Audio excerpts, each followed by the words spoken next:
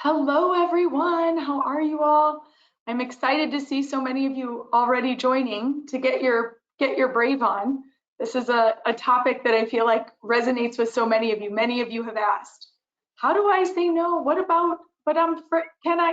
And so I'm very excited about our speaker for today. So welcome. Let me know that you can find the chat. If you can let me know who's any first timers, anyone here from B.R.A.V.E, Proper Rate, Origin Point. Who do we have?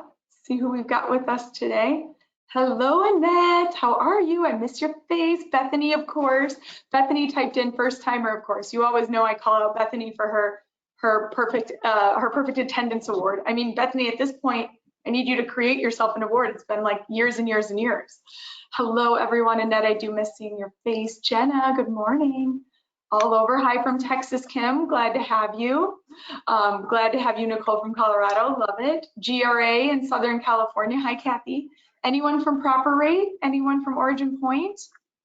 Where am the rest of everyone representing here today? Lots of people ready to get brave today. I'm excited to get brave with all of you. I think bravery, I was very excited to learn from Carol, is something that we can hone and work on and grow. So I'm happy to be able to hear from more of that.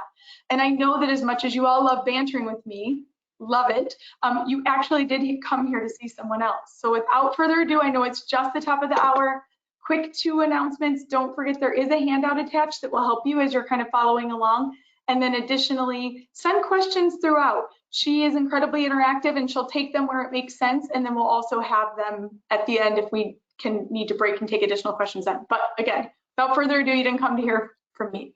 So Carol, will you join us back on the camera?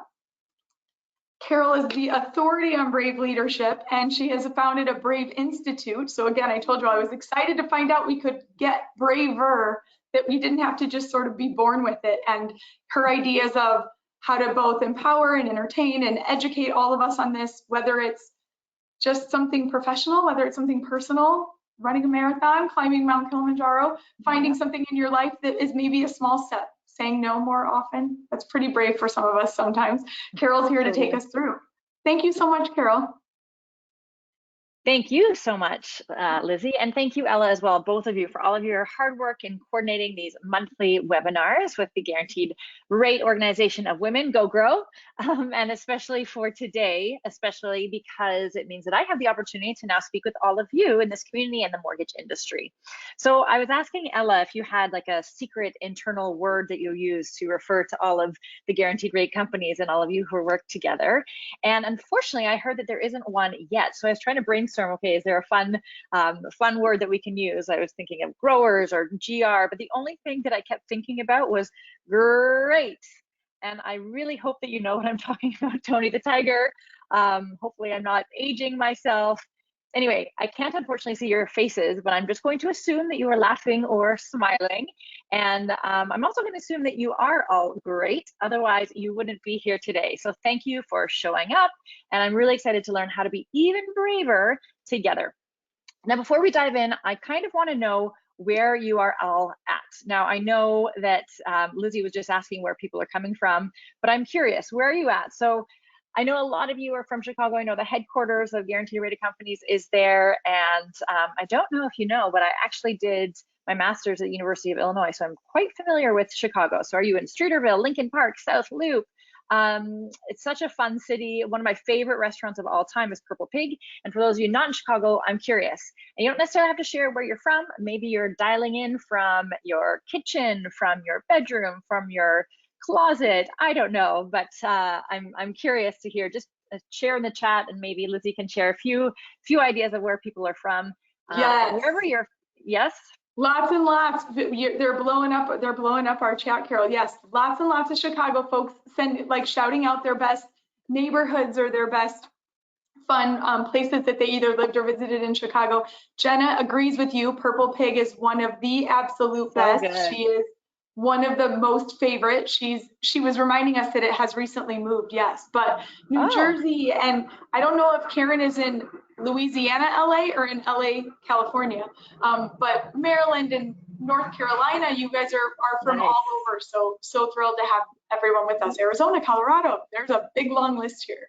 Amazing, amazing. And I hope some of you are still in your pajamas. It's very hard because I can't see you. I just need to picture you. So now that I know you're coming from various places and sitting in different places, welcome, welcome, welcome, wherever you are, wherever you're from. So I don't know if anybody is from Greece.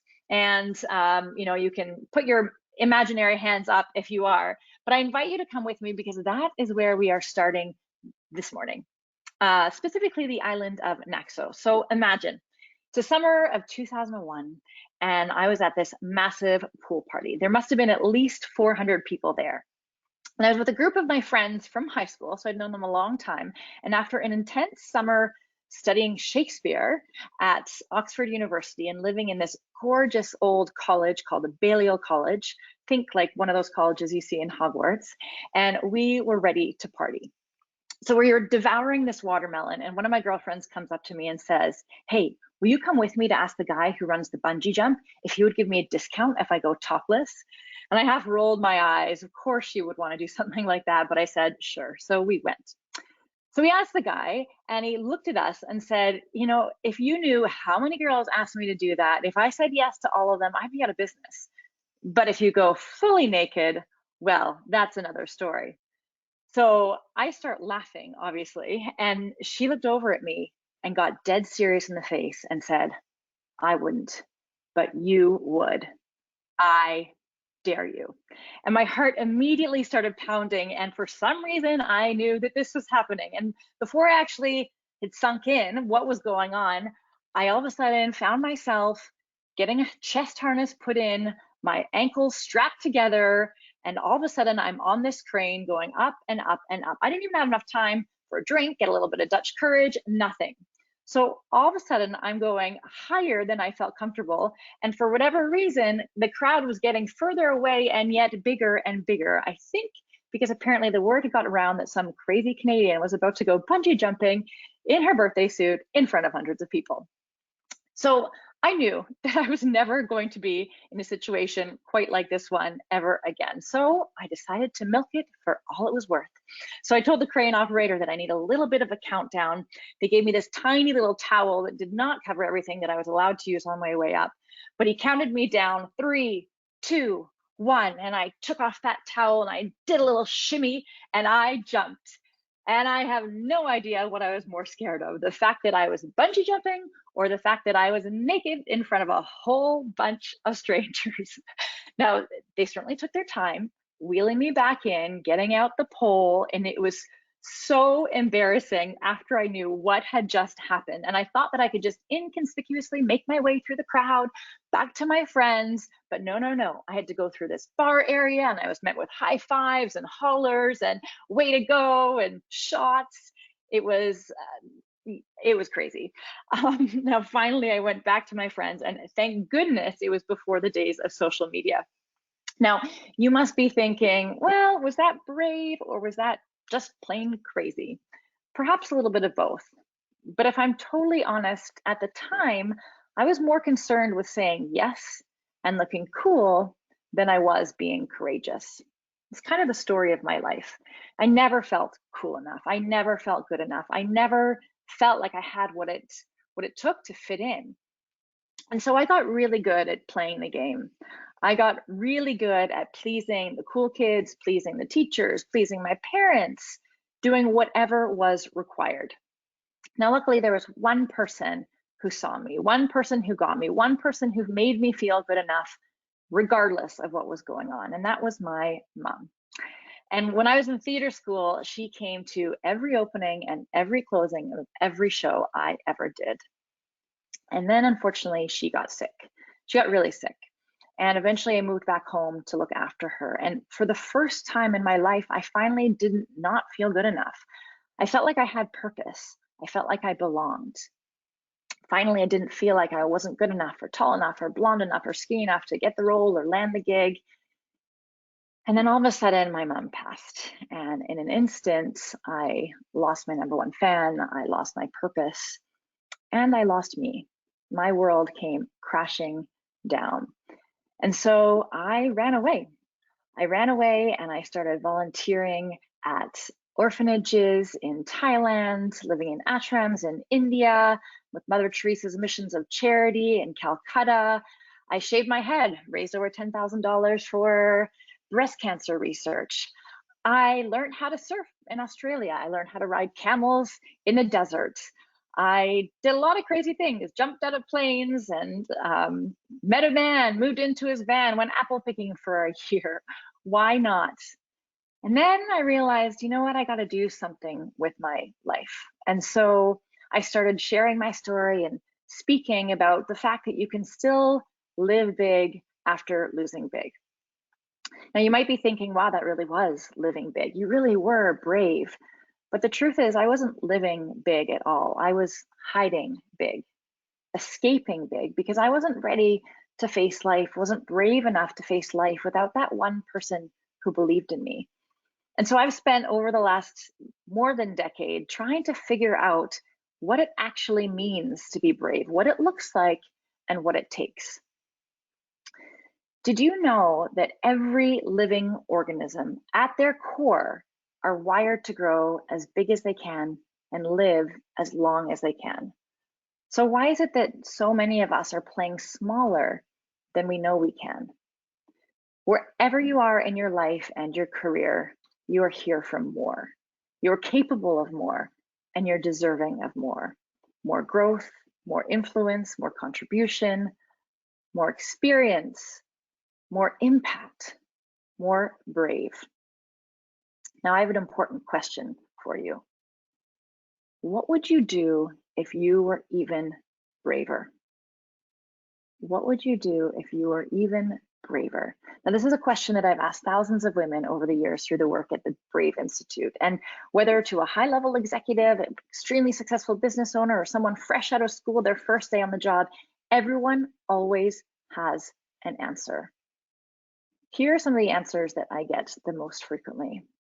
If I were braver, I would speak out more. I would stand up for myself. I would ask for what I know I deserve. I would have that challenging conversation, seek out more leadership opportunities. I would learn to say no more. Any of these resonate with you? The truth is, we all want to be braver. And the good news is, brave can be taught. And it matters. It matters even more so for women than men. Not that men don't need to be braver also, but women make up less than 8% of all CEOs. Greater than 50% of women say that they would stay at Fortune 500 companies if they had a more executive level, even though the same amount want to be able to get more leadership development. There's a lot of research and studies that prove that retention increases dramatically when there's more females in leadership positions, and there's less burnout. Less burnout, less disengaged employees, less mental health challenges. So it matters. So I'm curious to ask you, we've got our first poll. I want to hear from you. Which area of your life are you ready? Do you want to be braver in? So Ella, thank you so much for sharing the poll. Is it your career? Is it in your relationships, family, finances, health and wellness? Let's see what we get. All right, let's give them a minute or so to put in. For those of you that are chatting things in, please continue to send us what you would be doing. If I was braver, I would. You can continue to send those in the chat as well. And a couple of you are telling me things like these, so go ahead and check on the screen as well. If you were braver, career, relationships, family, finances. For those of you checking all of them, a little bit to do in all of these places. Just bravery overall. All right, another couple seconds. Everyone made their recommendations. I've got a lot of chats, Carol, for those who want to be able to say no more often. Oh, good. Ella, okay. Yep, Ella, I think we're good. If you want to close the poll, let's see what the results were. Oh, wow. Okay, so 70% career. Finances, health and wellness, relationships, family. So they're all popular. We all want to be braver in various areas, but that's interesting. Career takes the top. We're going to have some examples of how we can be even braver in our career. Okay, awesome. Thank you so much for playing full out, for participating, and thank you, Lizzie and Ella, for all of your help as well. Okay, so it's important to get on the same page in terms of what we mean when we say brave. A lot of people think it means courageous. A lot of people means, doing, doing something despite the fear. We have a specific definition here at the Brave Institute, and it is your willingness to get into action before you feel ready because you are choosing to feel ready enough. Because the truth is, you are never going to feel ready, as we are going to see.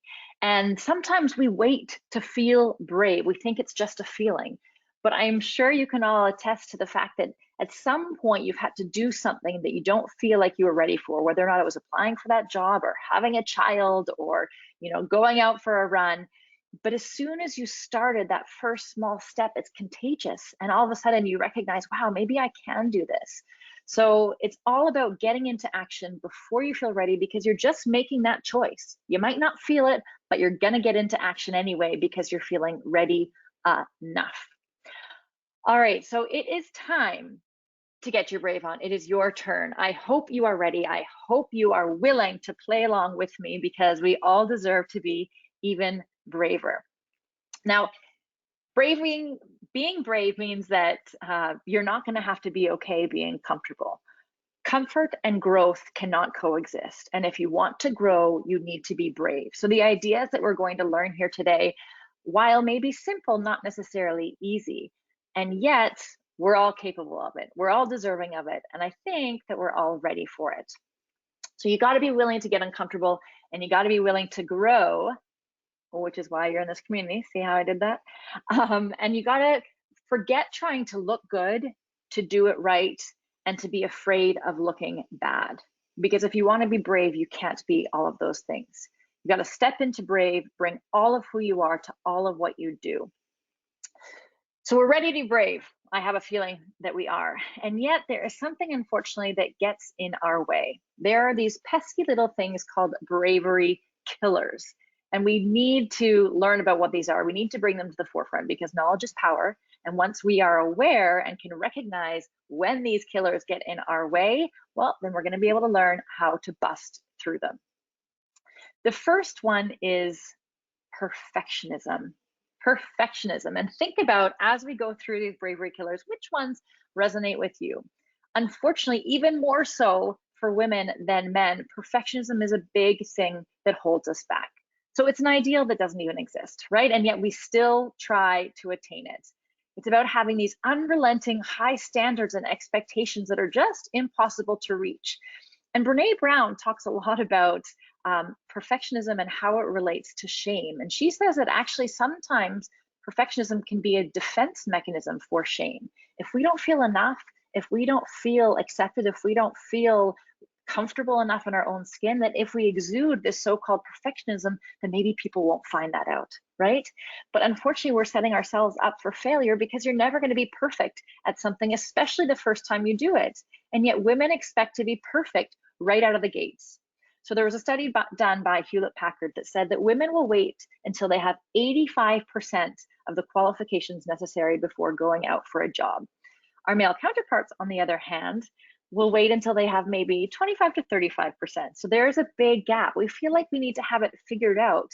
And unfortunately, it's not doing us any good, because it's what prevents us from taking risks or taking on new projects. We're less likely to try new things, and we're less likely to be bold enough to bring all of our gifts to the table.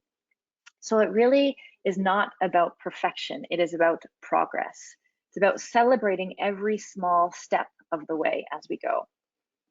The next big bravery killer is people pleasing. We are really good at taking care of all of those around us and putting ourselves often towards the bottom, if not at the very bottom of the list.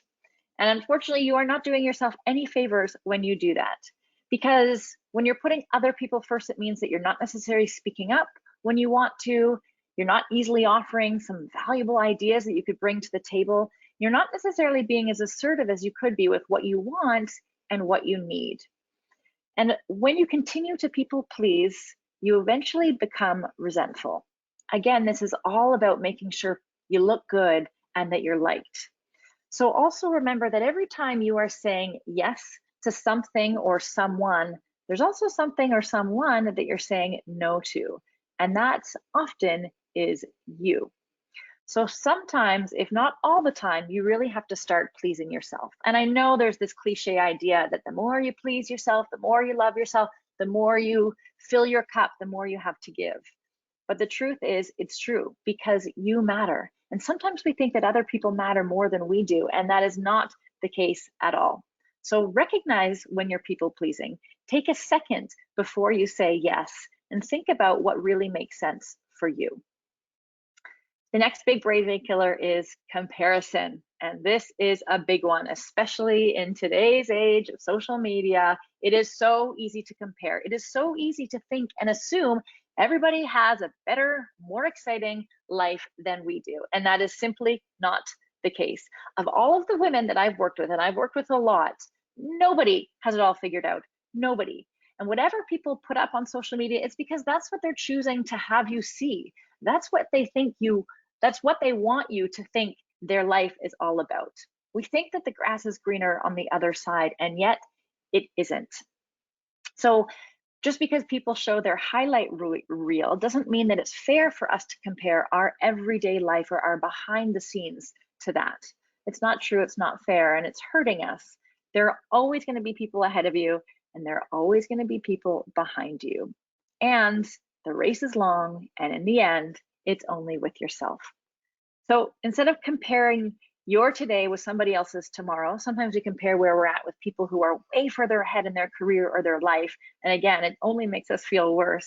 But instead, compare your today to where you were yesterday. And think about this. Unless you are prepared to give up and trade 100% of your life for 100% of someone else's, you don't get to compare. The next bravery killer is approval seeking.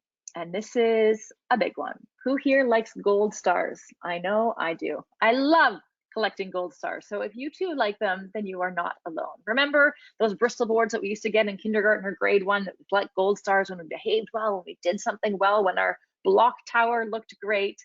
Well, that's translated into all areas often of our life. We want the praise and the recognition and validation from the other people that we work with or that are in our life. And wanting that is not uncommon, so you are not alone. But here's the problem. When we take criticism as the capital T truth, it can be very detrimental. But if we take praise and recognition as the capital T truth, that is even more so, because we become addicted to it. And Katty Kay and Claire Shipman, in their book, The Confidence Code, talk about this addiction as being even worse than sugar, because we're not able to actually have our own internal barometer for success. We're not able to validate ourselves.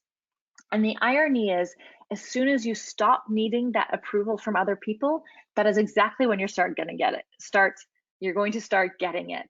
As soon as you stop needing those gold stars, that's when they're all of a sudden going to appear in your life. And one of the things that we can do is learn how to give ourselves our own gold stars, and also to give more stars to other people. The more we give, the more the universe gives us back too. So try to figure out what makes you tick, what makes you recognize that you are worth the praise and the recognition and the validation, and stop looking for it externally, and try, as hard as it is, it's a practice, and we have our whole lives to be a work in progress, but try and learn what it means to give yourself your own validation. Gretchen Rubin, who is author of The Happiness Project, is a self-proclaimed gold star junkie. And she agrees that if we want more gold stars, we have to start giving them away and giving them to ourselves. And if we really need to know from other people, be it our boss or our neighbor or our family member, that we're good enough and we need that validation every once in a while, we need to be brave enough and bold enough to just ask for it.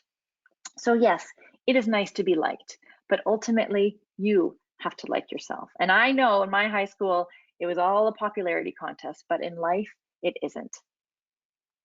Finally, the last big bravery killer is waiting, or pausing, percolating, procrastinating, as I sometimes call it.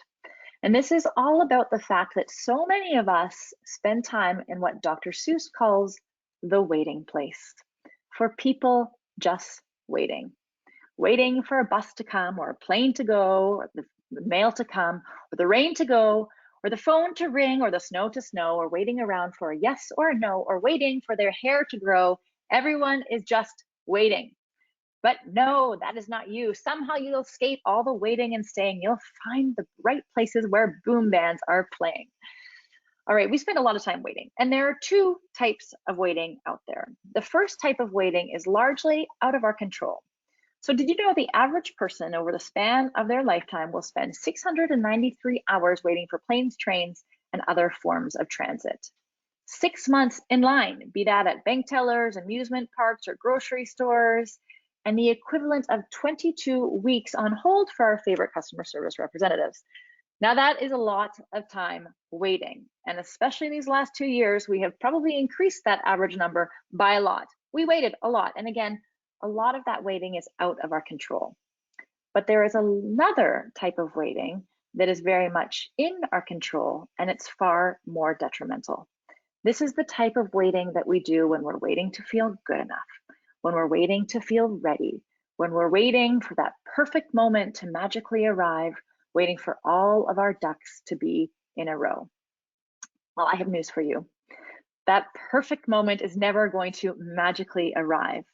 That perfect moment is when you choose it, and that perfect moment could be today. We need to get out of our heads. We need to stop overanalyzing, thinking, doubting, ruminating. Unfortunately, female brains are far more active than males. On average, we're 30% more active in all areas of our brain. And we think that we are very good at multitasking, and yet we're not. Multitasking is a phenomena that doesn't actually exist.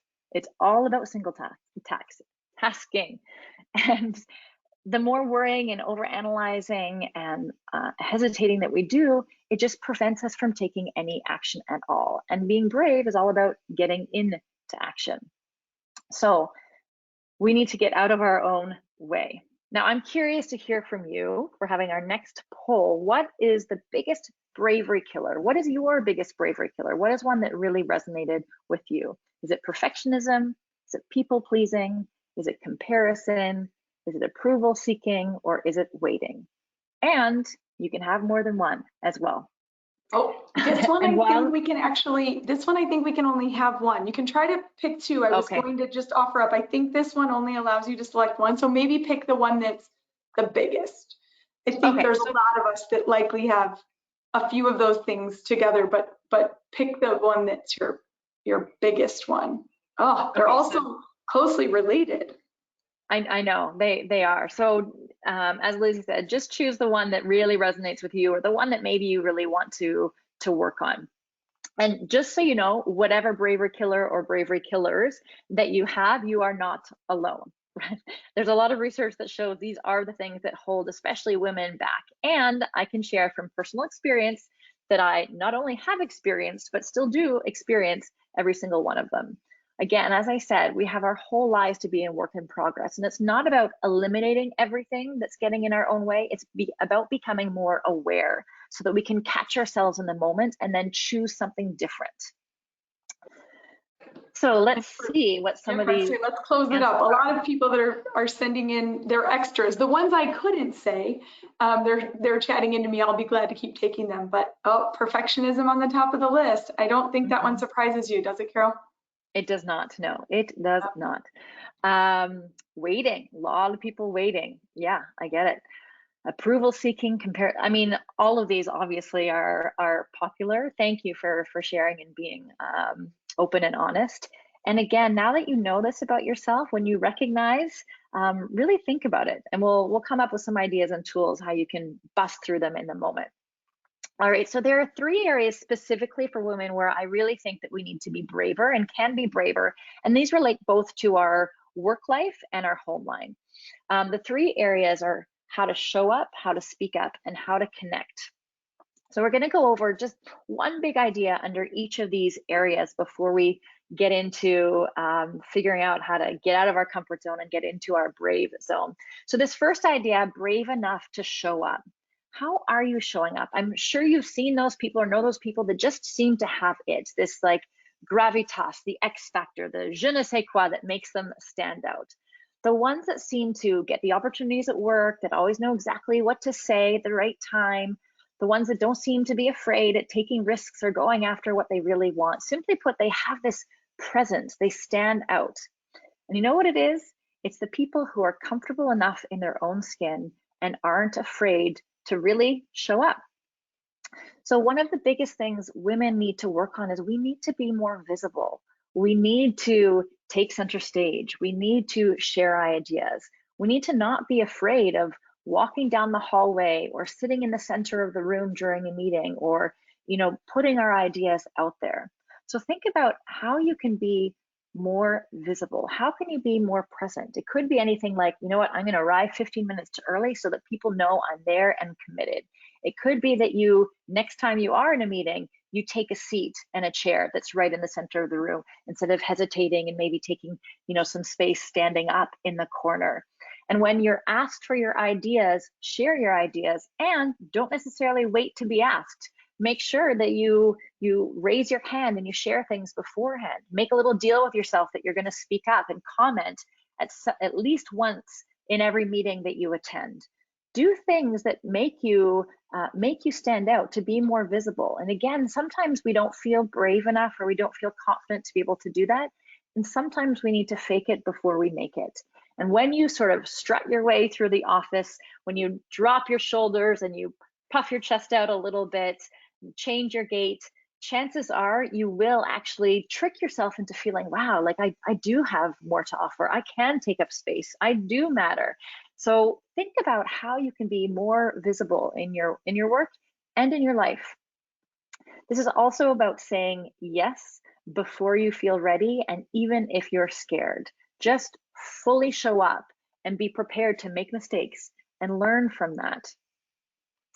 All right, the next idea is to really speak up. I think our communication is so key in how to advance our professional career, and also key in how we can really have deeper, more meaningful conversations with our colleagues, our friends, and our family members.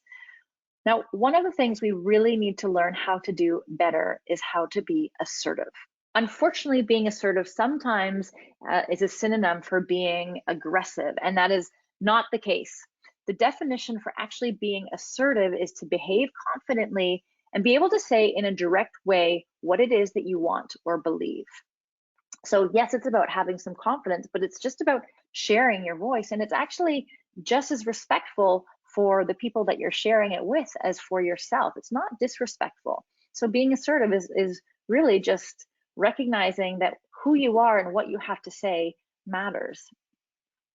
So some ideas of how to be assertive is to raise your hands at the meeting. Make sure that you engage in these courageous conversations. I am guessing that there is someone in your life, be it in your workspace or at home, that you need to have that conversation with. That one that makes you nervous, that makes you twinge, that you just want to sort of bury. But actually, if you're prepared to speak up, not only are you going to gain more respect from the person, not only are you going to positively impact that relationship, but you're also going to feel braver. Because if you can do these, sometimes they're not small, but these smaller things, again, you're saying to yourself, wow, like I can do this. I am braver than I give myself credit for, and it's contagious. So another idea, request a face-to-face meeting with someone at work as opposed to a phone call or sending an email.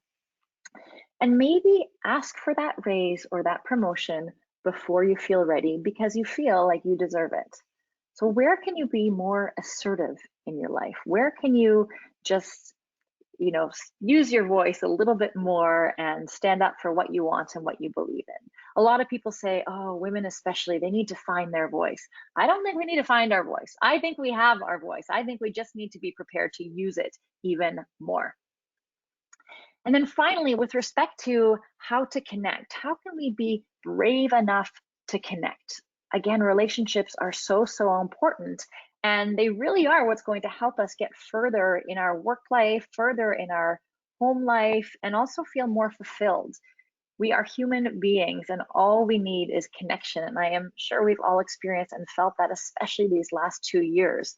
We really need to be in connection. And one of the ways to be able to do that is to be open, to be real, to be vulnerable, to be ourselves. And this is the next point, whether or not, oh, never mind, we'll come to that in a second. But one of the ideas that you can use to connect more is to be the first. What do I mean by be the first? Instead of waiting for someone else to say hello to you, instead of waiting for someone else to invite you for lunch or want to have a meeting or catch up, do that. Once the world is opening up, and I know that it is, and there's going to be more networking events and more social situations, and conferences, and places where you can meet people, notice the people standing on their own. Go up and say hello and introduce yourself. At work, somebody that you want to get to know, maybe in a different department, ask them out for lunch. Say hello, greet 10 people on your way to your desk every morning. Go that extra mile to connect with people, and you will be so surprised at how far that really goes. And then finally, with respect to showing up, speaking up, and connecting, it's really all about being you, being yourself. When you are comfortable in your own skin, you get recognized. When you are being true to who you are, people listen to you. When you are real and open and more vulnerable, people are going to connect to you. People want to get to know you. And the more willing you are to be true to yourself, the more permission you're giving others to do the same thing. At the end of the day, you are only going to be the best in the world at being yourself. So you may as well own that, embrace that, and be proud of that. Be brave enough to share it with the world. So we want to talk about, what are some ways that we know that we are being braver? What are some ideas, some tools that we can use in order to get out of our own way? And I used to say all the time, it's all about getting out of your comfort zone. And we kind of know what that is. But what does that really mean? And where do we need to go when we're doing that? So we've come up with a theory, a model called your B.R.A.V.E. zone. And seeing as how acronyms always aid in the learning process, we have one for B.R.A.V.E. So let's get out of our comfort zone and learn what it means to get into our B.R.A.V.E. zone. The first idea is to be bold. Be bold. Be bold in your ideas, be bold in your thinking, be bold in terms of what you're willing to try. The definition of bold is showing an ability to take risks, to be confident, and to be courageous. So if you think of a bold color, it stands out, right? It doesn't care about what's going on around it. It is true to who it is and proud to be bold. So how can you be bolder? What would that mean to you? What would that look like to you? Would you try something that you've always wanted to try and you said no to because you haven't felt ready? Would it be playing bigger in some area of your life? Would it just be sharing a dream that you've always had and you haven't been ready or bold or brave enough to be able to share with someone close to you? What is some way, one way that you can be bolder in your life? And thinking too about the area that you want to be braver in and are ready to be braver in, think about some of these areas too as we go through that and what that would mean and some ideas of action that you might be able to take with respect to that area. The next idea is to be resilient. As you've heard, fall down 9 times and get up 10. It's about being able to pick yourself up after you've fallen. Now, we do want to make sure that we give our best all the time. And the poll shared that the amount of perfectionism that comes into play on a regular basis is huge. And we have to be willing to take risks and to fall and to fail. So Sarah Blakely, who is the founder of Spanx, shared in an interview that her father, when she came home from school every day, would always ask this one same question: what did you fail at today? And the fact that he continued to ask and wanted an answer from Sarah gave her this permission to not get it right all of the time, to not be afraid of failure. And that, she says, is one of the reasons why she was able to be so successful, is because she wasn't scared to fail. And if you ask any extremely successful entrepreneur out there, they said the reason why they're succeeding is because they failed however many times in order to get there. So it really is on the path to success. And I know it's scary to think about, but we have to be okay falling, and we have to be able to recognize that it is part of growth and it is going to be uncomfortable. But when we get to that next level, we are so much stronger and so much braver as a result. Next idea is to be authentic. As I said before, one of the bravest things that you can do is to be yourself, especially in a world that is often trying to have us be anything but. So how can we be authentic and use our own values, use our gifts, use all of the quirks and bring everything of who we are to the table? Because those who really radiate are those who are comfortable enough to be themselves, who are totally authentic. Think about somebody in your life that you just feel comfortable talking to, that you like being in their presence, that you always feel like you can just be you in their presence. Chances are it's because they're not afraid to be themselves. Life is short, and the more in touch with ourselves that we get, the more brave enough we are to really be true to who we are, the more we live a big, bold, brave, awesome life. The V in brave is for vulnerable. We really have to be willing to be open and real and true and take down our guard every once in a while. Especially if you want to be brave, to be able to share your big goals and dreams and those ideas, it's going to take some vulnerability. It's going to take you to places that you never thought possible when you are the first person to be open enough to self-disclose. Because when you do that, again, other people around you are going to feel that it's comfortable enough for them to be able to do the same. And the more vulnerable you are, the deeper connections you're going to be able to build and form with other people. So it's really, really important to think about how you might be able to be just a little bit more vulnerable in your life. It's about getting messy. It's about being prepared to throw spaghetti on the wall, not know what's going to stick, but try it anyway and learn from not necessarily mistakes, but failed attempts or opportunities for growth along the way. And then finally, and this is a big one, we need to be experiential. We live all too often in a binary world where things are right or wrong, good or bad, black or white. And I think this unfortunately prevents us from taking action because we think it's only one way. It's got to be all in or not at all. And that all or nothing thinking is dangerous. It's deadly. So I think we need to try and figure out how it's not about necessarily being good. It's not about getting it right. It's not about succeeding. The goal isn't trying at all. The goal is having the experience to begin with. And the celebration is doing it regardless of what happens. So if you want to sign up for a running race, it's not about coming first place. It's about getting across the finish line. And if you want to go up for a raise or promotion, it's not necessarily getting it. It's about the fact that you put your name into the mix at all. So think about where in your life you might want to be a little bit bolder, more resilient, more authentic, more vulnerable, or more experiential. Because as soon as we live more brave, more in our brave zone, then chances are we're going to be able to go after what we really want, feel more fulfilled, feel more satisfied, bring all of who we are to all of what we do, and know that getting our brave on feels pretty darn good. So next polling question, with respect to the brave zone, what is an area that you want to focus on? And I'm just realizing we don't have too much time, so we'll just take a minute or two to think about this. What is an area that you want to focus on within your brave zone? Oh, I've got a few people chatting different things, but I'm excited to see how this one comes out. Again, this one's maybe the most. If you're feeling like it's many of these things, I can get it, but just one of them, you can always, of course, just chat us the others. Thank you, Lizzie. Yes, there's a bunch of these. For all of her help. A bunch of these that people I think for that vulnerability and perfectionism, I'm going to put my money on guessing that piece kind of goes hand in hand with totally. Being a perfectionist is hard then to let people know you make mistakes.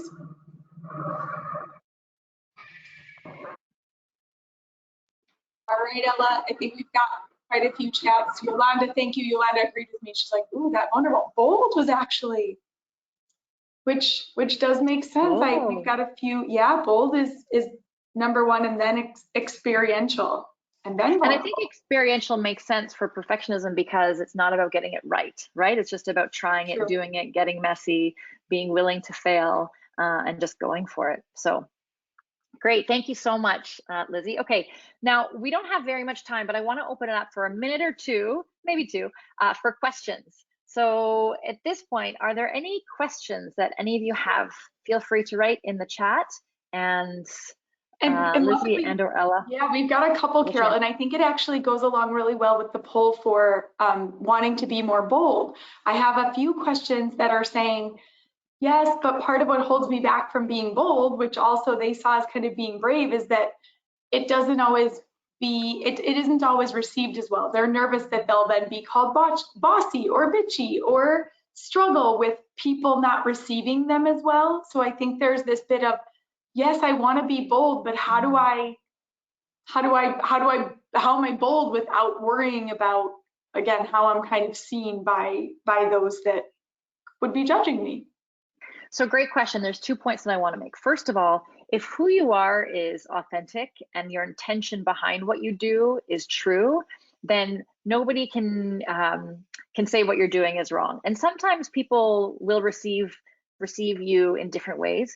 But before you ask what you want to ask or share what you want to share, do a check-in with yourself in terms of, okay, what is my intention here, and how can I make sure that I show up true to me? Because unfortunately, you're right. There's a lot of people, a lot of women who are seen as aggressive when they actually speak their mind.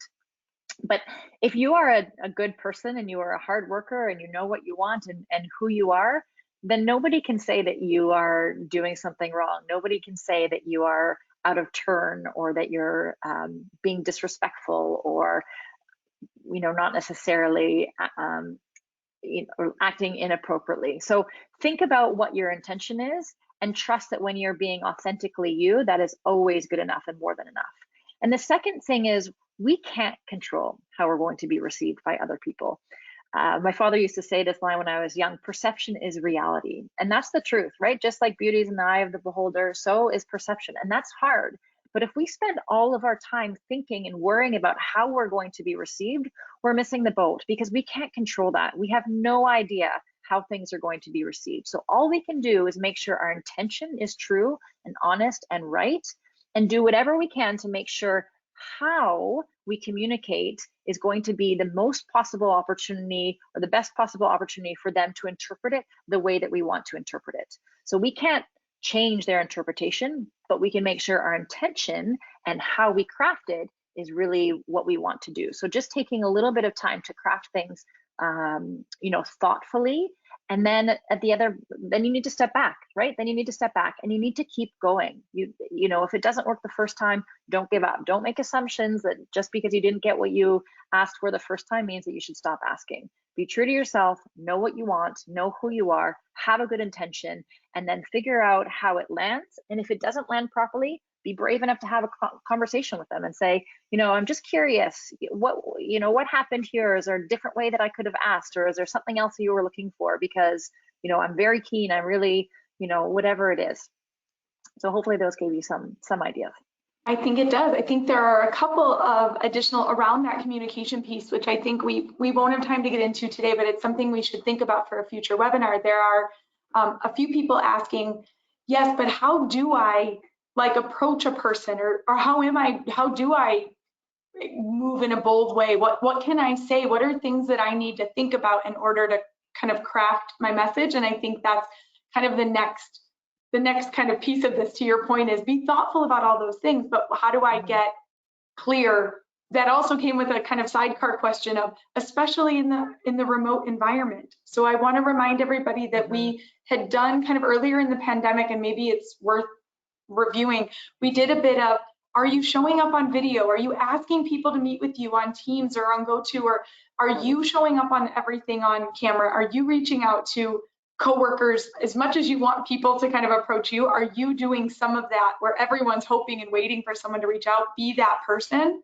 Ask for video messages. Ask in advance for people, like, come camera ready so we can show up on camera. No one wants to be kind of have that sprung upon them, but it is a way that we saw a lot of people finding a way to approach people. But are there others that you would share, Carol, on how do I start some of that experiential, how do I just start doing some of this? So first of all, you make up a great point. Showing up on video and actually making yourself present and being there is really important. There's a theory called the communication funnel, and it talks about the fact that the top of the funnel is the biggest opportunity for communication and messages to be interpreted as you desire, because body language plays a huge role in communication. And so there's actually a study that says that 55% of how messages are being interpreted are based on body language. And unfortunately, during the pandemic, that was really difficult. But the next best thing to being face-to-face with someone is to be on video. And so whenever you can, choose video as opposed to just a phone call, as opposed to just an email, because as we get down the communication funnel, the chances for misinterpretation or miscommunication increase. So do whatever you can to have those face-to-face conversations, if not in person, then over video. The second thing is you just got to start asking. You just got to start having those conversations, because again, you're never going to feel ready. So you need to get into action before you feel ready. But also you want to make it about the other person too. So figure out ways that you can connect. Don't necessarily wait until you want something to form a connection or a relationship with one of your colleagues or superiors or bosses. Figure out like what makes them tick, take them out for coffee or lunch, get to know them on a regular basis, and then be brave enough to say, listen, like I'm really curious how to be able to get to this level, or I'm really curious how you manage to have success here. People love talking about themselves. So if you can just be curious and really be open and be able to be a really good conversationalist, is to ask questions. So think about something that makes them tick, get to know them a little bit more, build that connection on a regular basis, and then be open and honest and vulnerable and say, listen, like this is what I'm really curious about. This is what I want to learn. This is what I want. Would you have any suggestions? And the more you sort of buffer them up to, like you've really enjoyed so much success. I admire you. I look up to you. Don't be fake, be authentic, but choose a way to compliment them, and they're going to be that much more engaged as well. So think about how to create connection with those people that you want to work with, learn from, communicate with, if that makes sense. And then I would have to know, I'll give my contact information. So whoever asks this person or other people, if you have more specific questions, feel free to reach out, because with respect to what kind of conversation rather you want to have, it may change. It might change what it looks like. So feel free to reach out, but hopefully there are some ideas that you can take on. I think so. I think many of you are also asking, I feel like I need to re-listen to this part, or I need to go back over this. I want to just quickly remind everyone that there is a handout that's within the menu, like always.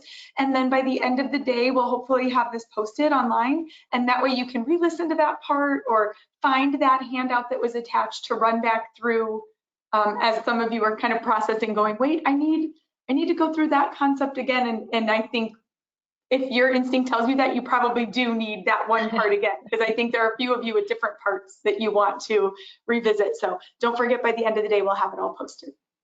And thank you so much, Lizzie. And within the handout too is opportunities for you to answer some of the questions. And I know we're like, oh, I'll put this off. Like, I don't know if you're like me, but when I attend conferences or seminars or lectures, I take all these copious notes and I have every intention to put them into action, put them into play, and then they just end up collecting dust on the shelf. So I encourage you, especially while it's fresh, to take a few minutes to do that, because if you really do want to get your brave on, we need to start practicing, right? We need to do the work.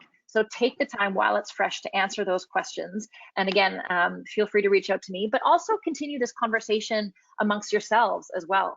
And that brings me, Lizzie, do we have any more questions, or can I bring us home? Bring us home. Yep. Okay. There are tons of questions, but I'm glad you're going to show your contact information. So we'll figure out a way for you all to be able to connect with your kind of one-off questions as well. The other thing is too, and I haven't talked to you and Ella about this, but I would be happy just to come back in 30 days from now, especially because I'm going to share a challenge and just answer questions and figure out what worked well, what didn't.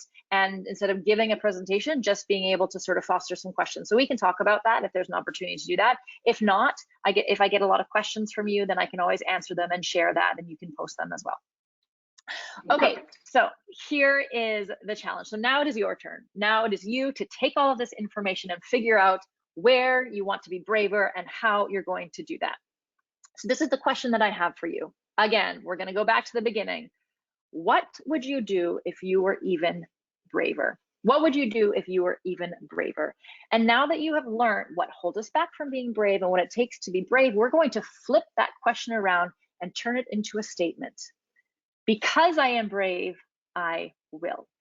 So I wanted you to think about what you would do if you were braver, because that forms what's called your brave list, where you get clear on everything that you would do today if you were actually braver. I used to be all about the bucket list, but here's the thing. Without sounding morbid, a bucket list is everything you want to do before you die. A brave list is everything you want to do to help you feel alive. And what happens when we start answering that question is our mind is already coming up with solutions, because again, we want to be braver and deep down we know we can be. So I've asked this question, as you know, hundreds of times and thousands of times. And then I realized I hadn't answered it for myself. And so I felt if I'm going to be authentic, I need to do this. So I took the time to answer this question. And it was a long list, trust me. And it had things like I would do my taxes and I would put myself on an online dating app. But it also had bigger things like I would freeze my eggs. I would take medication for my mental health challenges. And you start to realize that as you write down and answer this question, you take them on, you figure out ways to make it happen. And within 6 months, I had done 90% of the things on that list. So I want you to think about what you would do if you were braver. And then I want you to convince yourself that you already are, because the truth is you are. You're braver than you think. You're braver than you give yourself credit for. So because you are brave, what is it that you're going to do? And I want you to come up with at least one action.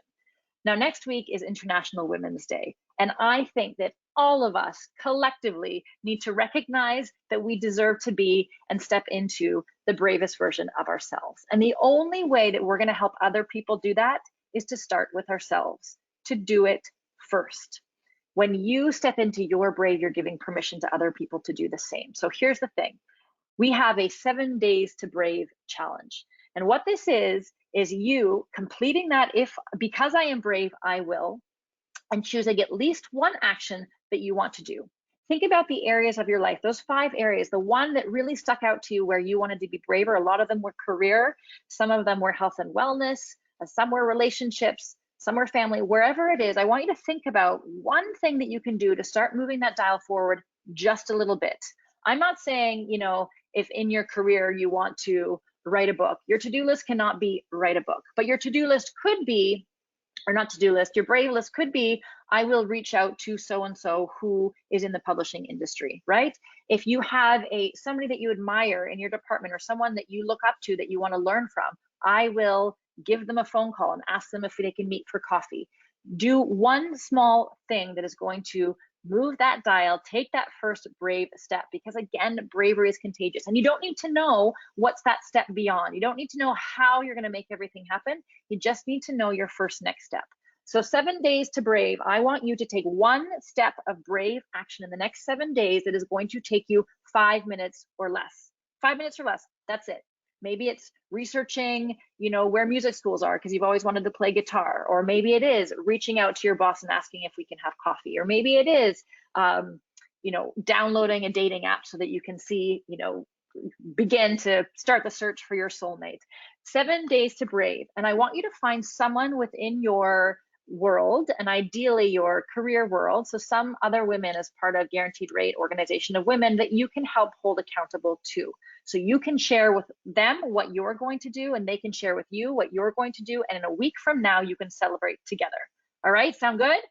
Okay, so 7 days to brave, and I would love to hear from you, and I would love for you to share amongst your community what all those brave actions are going to be, and it's going to be pretty exciting what's possible from there.